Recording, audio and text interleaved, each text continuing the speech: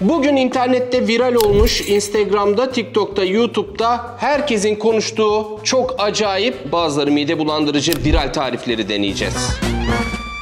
Setup'ı kurduk. Gördün değil mi Musab? Fırının kendisini getiremedik. Ufak airfryer getirdik. Şimdi makarna cipsi. Makarna sevmeyen var mı Hatice dışında? Hatice sadece şekerli yer. Geçen videoda öğrendik onu. Şekerli makarna dediğin şey çok ünlüymüş. Sadece duydum, o da çok az duyduğum bir şey yani. Hatice'den öyle yiyormuş. Karadenizliler öyle yiyormuş makarnayı. Neyse. Adam makarnadan cips yapıyor. Sağlıklı sağlıksız orası tartışılır. Çünkü zaten makarna beyaz un falan ama olsun fark etmez. Haşlanmış makarnayı alıyoruz. Tabağımıza koyuyoruz. Ondan sonra biraz tuz koyuyoruz. Ondan sonra biraz zeytinyağı koyuyoruz. Sonra kırmızı biber. Sonra da kajun sosu. Bunu opsiyonel. Hatice'nin tarifi. Bundan koyalım bu güzel olur dedi. İyi dedim ben de. Sonra karıştırıyoruz. Hatice nerede? Hatice'nin çok işe yarayacağı bir durumdayız. Geldi. Hatice'cim Airfry'da ne kadar? 180 derecede 25. 180 derecede. Yağ kağıt getirdim. Döktüm bile. Onu yıkarız Hatice'cim. Şimdi ne yapalım yani? Sadece 2 dakika. 3 saniye önce gelseydin keşke. Ama dedim ben Hatice çok önemli dedim şu an bu maddede.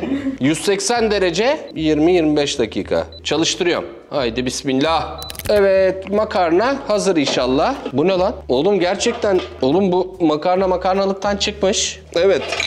Hindistan sokak lezzetleri. Gerçekten Hindistan sokak lezzetleri gibi duruyor. Yiyorum. Hiç iç açıcı değil. Bu videoda da böyle mi oluyordu? Biz biraz fazla su tutalım.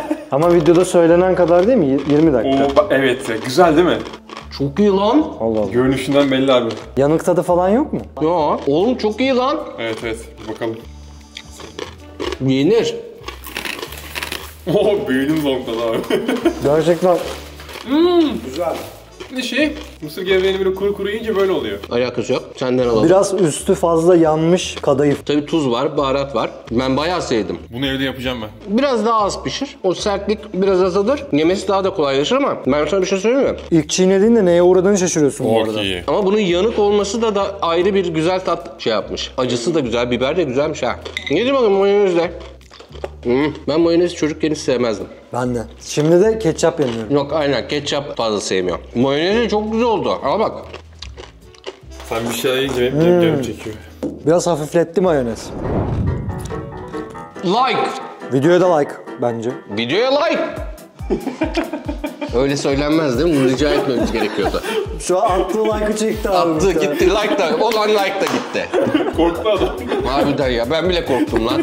Neyse yeni madde. Şimdi bu ocakta yağ kaynıyor. Yağ kaynar mı? Yağ kızıyor. O sonraki maddenin şeyi. Şimdiden dedik yağ orada yapsa. Şimdi ya gerçekten çok canımı sıkıyor bu Amerikalıların saçma sapan lezzet. Yani mutfakları yok ya. Lahmacun olmadığı için adamda soğanı sokacak yer arıyor. Latte'ye soğan koymuş ya, yeşil soğan. Ya ben birkaç Amerikalının yemek yaptığı videoyu izledim. Yani Allah kimseyi düşürmesin. Gerçek ya, birazdan bak şu yağ niye kızıyor birazdan göreceksiniz.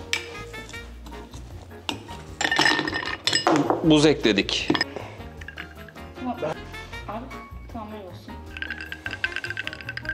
Hadi abi, tek yudumda. Hop, fondip. Onu nasıl tek yudumda? Bunu nasıl tek yudumda Normal içiyorum ya? latteyi öyle tek yudumda içiyorum. Allah'ım ya. Dibini görmeyen sevdiğini görmesin. Ya bir latte kokladığımda almak istediğim son koku soğan yani. Ki severim ben soğan.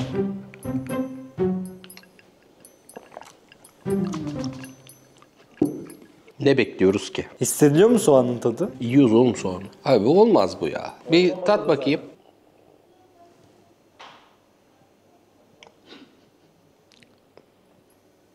Git çık hayatımdan ya. Öf. Kaan, Çok midemiz olmadı mı abi? Deneyelim ne mi? olmadı mı? Deneyeceksin tabii lan. Hatice mi denesin? Öf ne kokuyor bu ya? Soğan ne kokuyor Yok olabilir? hepsi karışmış yani çok kötü. İğrenç ya. Ha bir şey değil. Beğendin mi? Al bitir istiyorsan. Ha, iyi. Yok ya. Yani gerçekten akıl işi değil ya.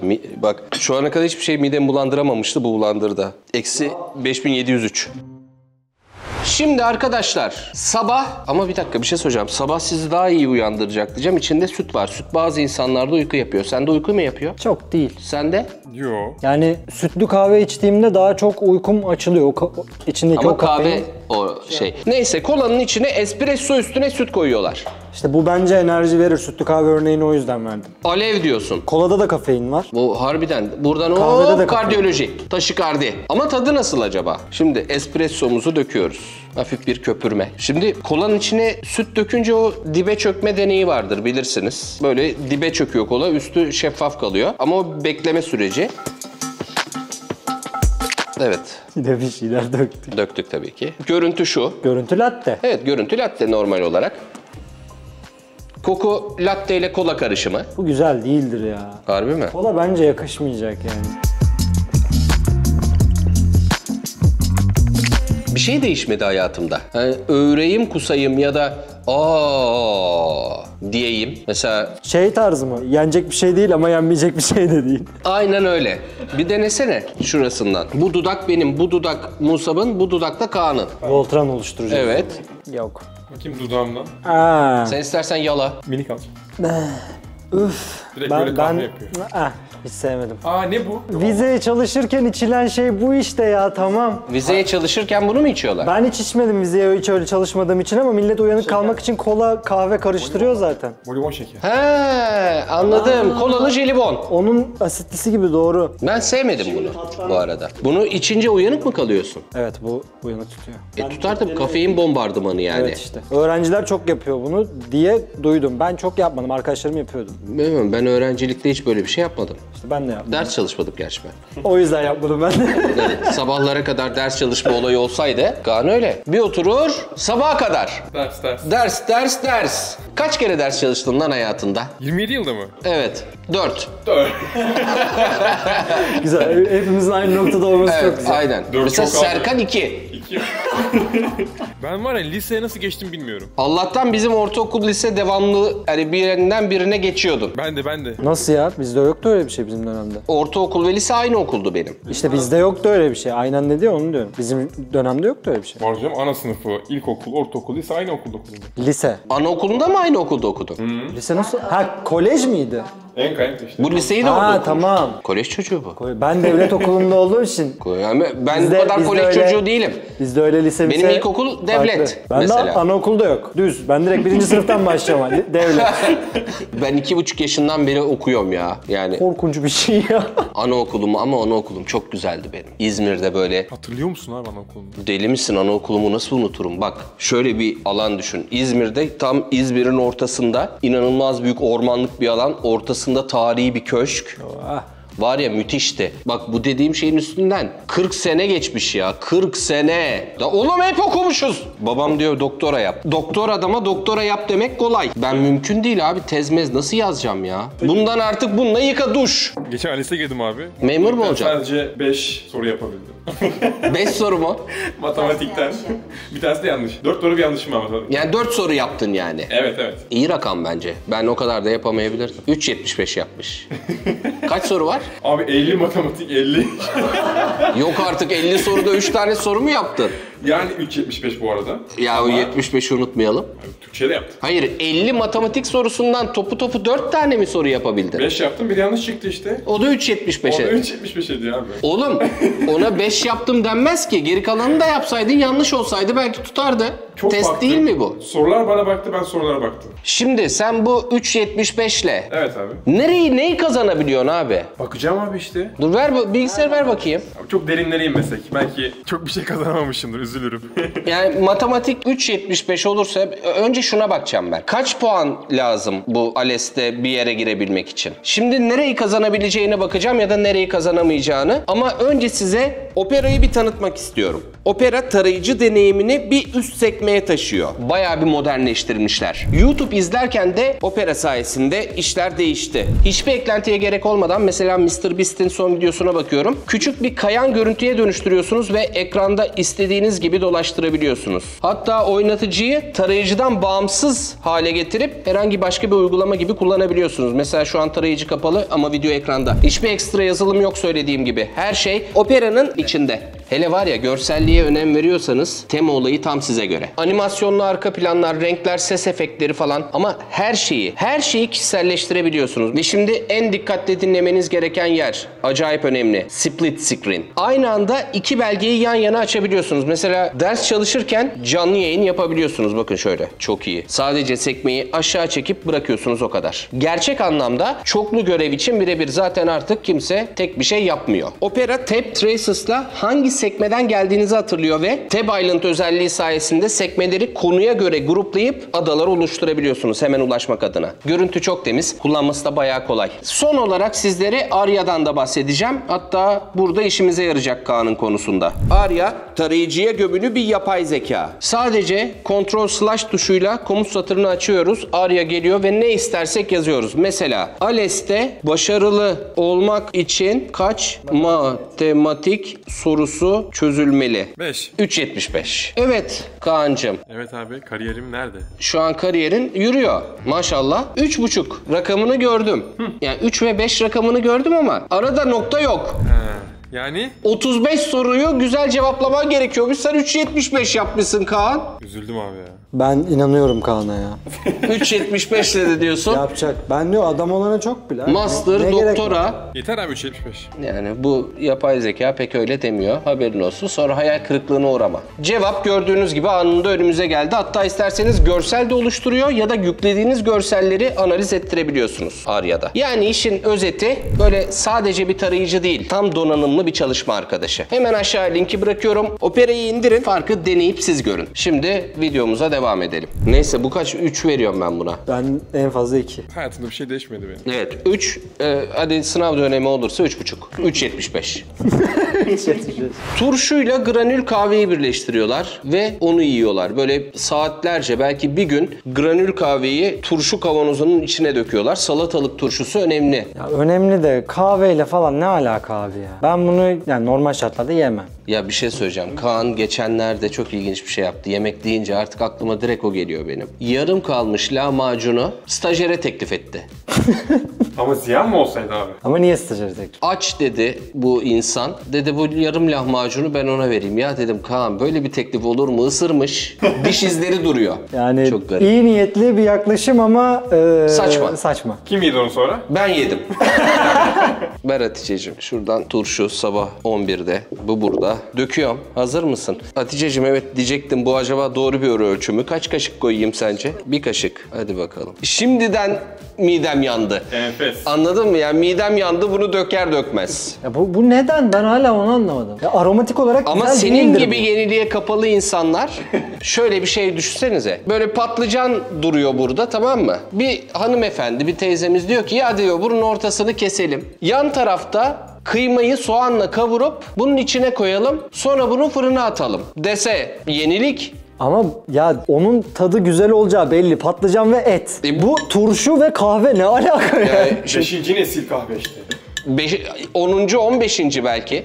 Belki 2000 ulan 2025 diyecektim bak. Belki 2025 gelince bunu yeriz diyecektim ya. Geldik abi. Geldi. Oğlum geldi lan o. Geleceğe Dönüş filminin 10 sene ilerisindeyiz. Uçan arabalar geldi mi? Uçan araba gelmedi, bu geldi. Kaykay da gelmedi. Kaykaya çok özledim. Kaykay oğlum, soğuk füzyon zaten o gelmeyecekti hiçbir zaman. Hiçbir zaman olmayacak arkadaşlar, soğuk füzyonu bence bulamayacaklar. İnsanın ömrü, yani insan da değil, bu kainatın ömrü bence soğuk füzyonu bulmaya pek yetmeyecek gibi geliyor. Yoktan enerji var etmek yani bu arada soğuk füzyon dediğimiz şey. Ne bileyim ben, şimdi yazar aşağıda bizim biliyorsun. Kitle bilim adamı. Tabii ki. Kitle CERN. Herkes orada profesör. Abonelik tuşuna basınca zaten başvuru şeyi açılıyor. Tabii, hemen. CERN, MIT falan değilse Hemen. yok. Zaten Uras Benlioğlu kanalına abone değilsen almıyorlar NASA'ya masaya. Bir Mark Rober, bir Uras. Bu iki kanala abone Aynen. olacaksın. Al şunu Hatice, saçmalamaya başladık. Şunu bekletiyoruz biraz.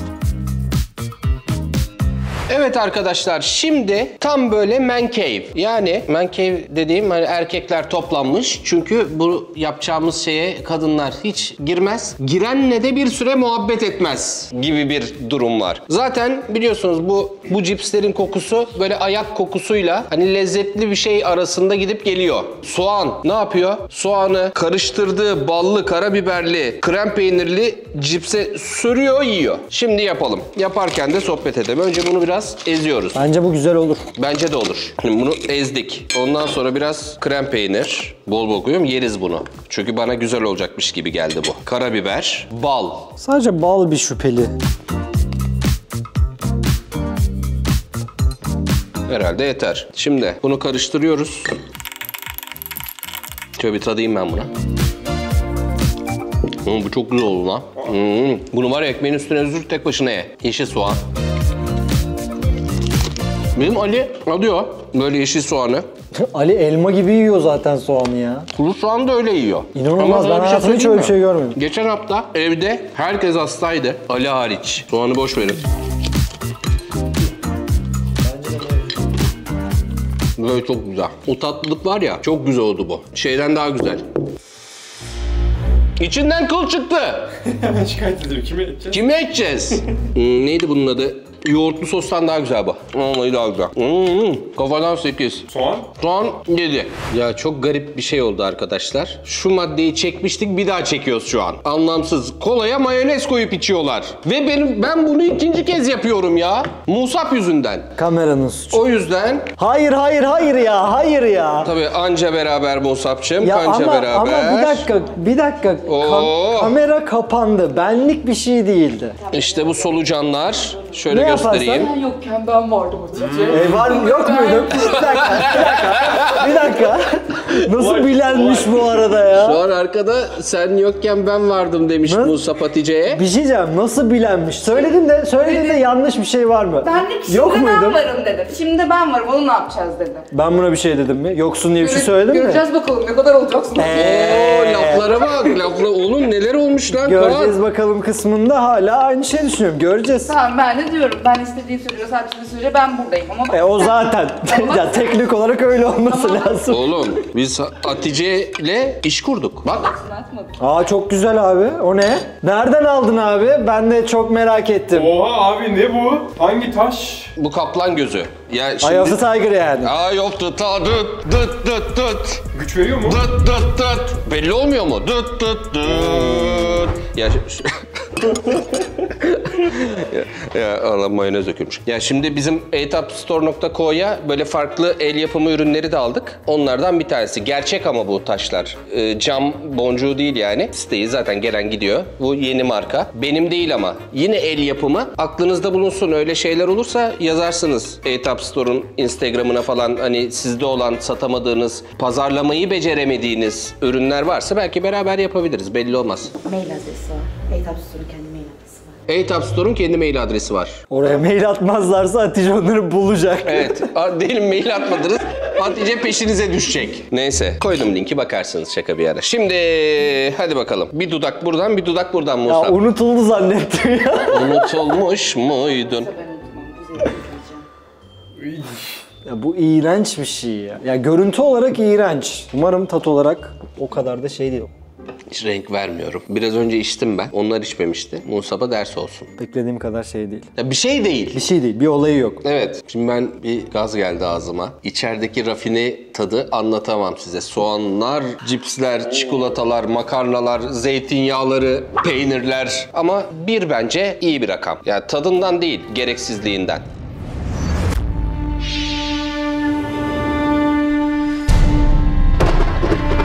Şu an korkunç bir haber aldık arkadaşlar. Hatice dedi ki daha en pisleri yemedik ki dedi. Şu an bir düşme bende, belki görmüşsünüzdür. Bir düştüm böyle. Neyse ki kolyem, neydi bu?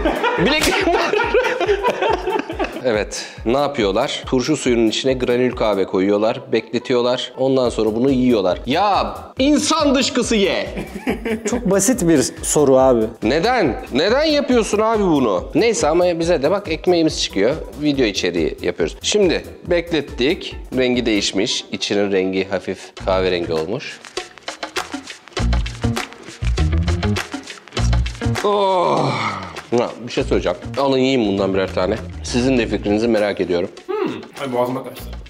Ben fikrimi söylüyorum, siz de düşünün bu arada. Turşunun tadı o kadar baskın bir tat ki. Kahve bir şey yapmamış. Evet. Yani değecek bir şey değil. Yani zaten bunu hangi ihtiyaç ortaya çıkardı da bunu yaptın? Bak Doymazsın. Şimdi makarnada anladım, tatlı yaptık. İşte diğer yiyeceklerden yemeği çeşitlendiriyorsun. Bunu hangi ihtiyaca yönelik olarak yaptın yani? Güzel de değil yani. Güzel de değil, atıştırmalık olmaz. Bir suyundan içeyim.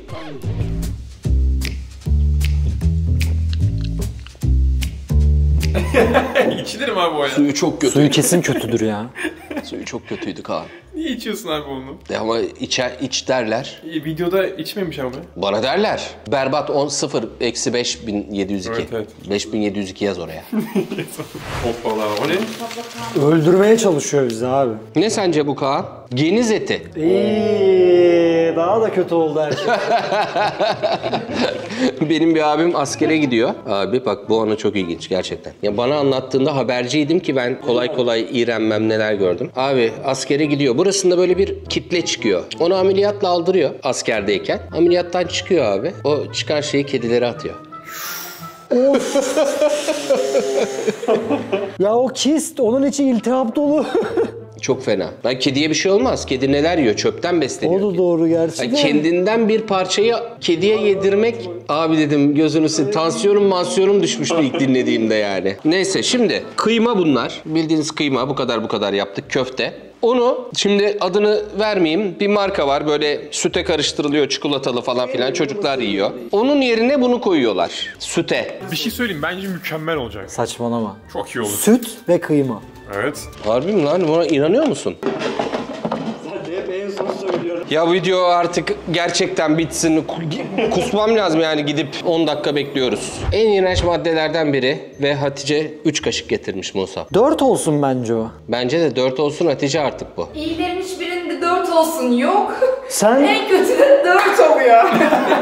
Bir dakika, iyilerde kendisi de istemedi. Evet. Tamam bunu da istemiyorum. Yok öyle bir şey. O 10'da 11'de 1 değil mi? Denenir. Oldu köfteler. Köfte buraya yapışmış. Bu tek köfte olmuş. Abi yağlar mağlar üstünde yüzüyor ya. Bunu kim yapmış Hatice ya? Sütlü köfte.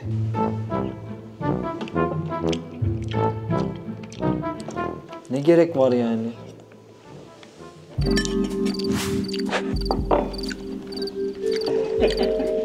Şöyle bir şey Musab. Köfte soğanlı değil ya. O kadar da kötü değil mi o yüzden? O kadar da kötü değil. Kaan gel.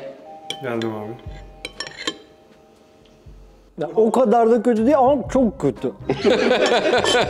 Ya soğanlı olsa o kadar kötü olurdu. Üf ya. O kadar mı ya? Gittikçe daha kötü oluyor. Evet ağızda bekleme şeyinde. Allah kahretmesin bu ne? Emcükledi lan herif şeyi. Gel al bir tane daha al. Dur emcükleme ama. Tamam. Ha? Bir şey söyleyeyim mi? Hiç fena değil. Bayağı iyi hatta. Musab arkada şu an takla atıyor Musab. Ne Musab, demek iyi ya? yağ tabakası şu an böyle damağıma sütle beraber yapıştı. Mükemmel. Gerçekten yemin ederim. Kaç verirsin? 7-8 civarı. 7-8 mi? Hatta iyi mi? Ben bir tane var mı içinde? Var. Abi bizim Kaan'ın bir serisi vardı, hatırlıyor musun ismini? Mideme saygım yok. İşte yine bir Kaan Evet. ve yine midesine gerçekten bu Dikeyim sefer Ha, dik saygısı yok. yapıştır gitsin.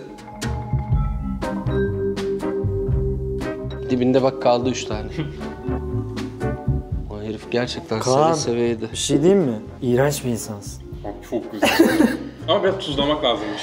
1, 2, 1 ama Kaan 8, 9 bir şeyler verdi ben de anlamadım. Şimdi bu sefer gerçekten beğeneceğimi hiç sanmadığım bir tarif. Üzümü alın, limon sıkın, üstüne de tajin baharatı koyun, yiyin. Donmuş üzüm olması şart. Şimdi biz bu mevsimde tabii yeşil üzüm bulamadık. Kırmızı üzümle yapıyoruz. Çok büyük fark yok. Ise bizim sultani üzüm vardır. İzmir bölgesinde, Manisa bölgesinde. 10 numara onu severim ben. Yeşil. Olgunlaşmışı böyle sarıya doğru gider, tatlıdır Musab. Bu da öküz gözü. Herhalde öyledir. Neyse şimdi döküyoruz limonu. Ya mide yanma garantili video. Hepsine damlattım. Bu işte işi bozacak gibi geliyor bana. Ne alaka yani? Atıyorum ağzıma.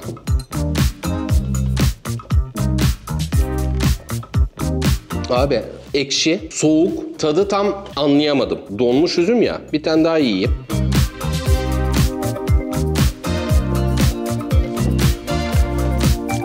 Brain freeze, beyin donması. Bir tatsanıza. Kötü diyemem ya. Ne oluyor lan? Çok bozuyorum. Bence o kadar kötü değil. Lezzet anlamında kötü değil. Bence de. Ama yemesi zor. Evet. Sen beğenmedin mi? Hiç beğenmedim abi. O zaman bir tane daha. Bir tane daha o zaman. Bak nasıl biliyor Musa. Demek ki anlayamadın. Şöyle banayım tajine. Oh, çok kötü. Bence o kadar kötü değil. Bence de o kadar kötü değil ya. Hatta bana güzel bile geldi. Yani o ekşilik, baharat falan iyi. İlk atışta ağzında kötü bir tat, böyle bir... Ben bir kaseyi bitirdim ya. İşte sıkıntı tat olarak çok kötü olmaması bence. Ama yemesi zor. Bunu niye yiyeyim dersin yani. Buzluğa koymasan daha güzel bu ya. Ekşi geliyor. Ben beğendim ya. Enteresan bir biçimde beğeneceğimi zannetmiyordum. Ama yani 10 üzerinden 8-9 vermem. 6, 6,5. 5.5'dan 6 çalışır. Aynen 5,5'tan 6. 2 bence. Bir abim var. Çok severim kendisini. Kulakları çınlasın. Çok güzel bir lafı var. Musab bu lafı daha önce duymuştur. Zevkler ve renkler tartışılmaz değil abi diyor. Tartışılır yani. Ama sonuca varamaz. Anladın mı? O yüzden ben 6 veriyorum. Kaan 2 veriyor. Musab da 6 veriyor. Ha, bir daha yapar mıyım? Yapmam. Yani ben üzümü tek başına yemeyi tercih ederim. Ama fena değil. O brain freezing, beyin donması beni mahvetti. Bu arada bundan çok yersen yemesi zor olmasını geçtim. Miden çok kötü olur. İshal olabilirsin. Ne olduğu belli değil. Aynen yani. Neyse. Fena değilmiş ya. Evet. Tavamız kızdı. Şimdi bir burger menü var burada. Buradaki her şeyi yağa atıyoruz. Nugget'ımız var. Patates, hamburger. Her şeyi yağa koyuyoruz. Yetmezmiş Okey. gibi kızarttıkları. Evet zaten. Hani neden obez olmuyoruz? Evet. Yani hamburgeri de kızartıyoruz. O kadar coşmuşuz yani. Daha da bombası sos döküyoruz. Bir de yumurta kırıyoruz. Şunu da altını kapatalım. Sonra bunu karıştırıyoruz. Kötü olmaz zaten de. Ne yapacağız şimdi? Bunu yiyeceğiz mi? Ballı hardal bu. Bence kokusu geliyor. Yalnız patatesleri tekrar kızartmak iyiymiş bak. Sanki yeni alınmış gibi patatesler. Sabahki yağ dışında taze yağ geldi. Yani double yağ. Buradan bypass, direkt endoskopi. Bu bence kötü değildir zaten de. Güzel. Aşırı yağlı bu arada zaten yani. Ne misin ha? Neye benziyor hamburger biliyor musun? Yumurtalı alayım. 90'lı yıllarda okul kenarlarında, okul yanlarında burgerciler olurdu. Birinci nesil burger. Onlara benzemiş. O kadar yağlı olurdu ki o. Şu an ama mideme gidişini hissediyorum. Yani böyle bir katran yağı geçiyor. Kayıyor değil mi? Yağ akıyor böyle resmen, onu hissediyorsun. O ballı hardal sosu da dipten güzel geliyor. 10 üzerinden 4 ama. Bunu yemeyin. Ondan sonra mesela lezzet değil. Zaten hamburger menü seviyorsanız bunu seversiniz. Yani benim bok yemem, hala iyi olmam. Neden Reels yapıyorlar, uzun video yapmıyorlar? Bugün anladık. Gerçi biz çoktan anlamıştık da. Evet. Çünkü bir tanesini yiyorum bitiyor. Öbürü bir hafta sonra. Biz burada var ya 10 tane 15 tane şey yedik saçma sapan ya. Hala da yiyoruz. Kaşarı alıyor, kesiyor, üstüne turşuyu koyuyor, atıyor fırına, yiyor sonra. Ben normalde, Musab sen benim nasıl hamburger yediğimi hatırlıyor musun? Yeşillik yok. Turşu Turşu da yok. turşu da yok. Evet. İçinde yeşil olan yani Evet, hiçbir şey yok. Peynir, Soğan. ekmek, et. Evet. Doğru. Soğan ama. Soğansız olmaz ya. doğru. Kaşarları şöyle. Bunları böyle yan yana koyduk, dizdik.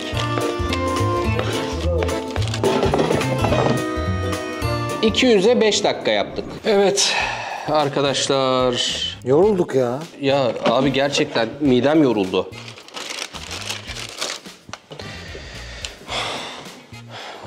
Güzeldir bu ya. Yani bunun kötü olması için bir neden yok. Ya da ne kadar kötü olabilir ki? Evet diye yani düşünüyorum. çok kötü olamaz. 200 derecede 5 dakika yapmak isteyen olursa evde Kaan.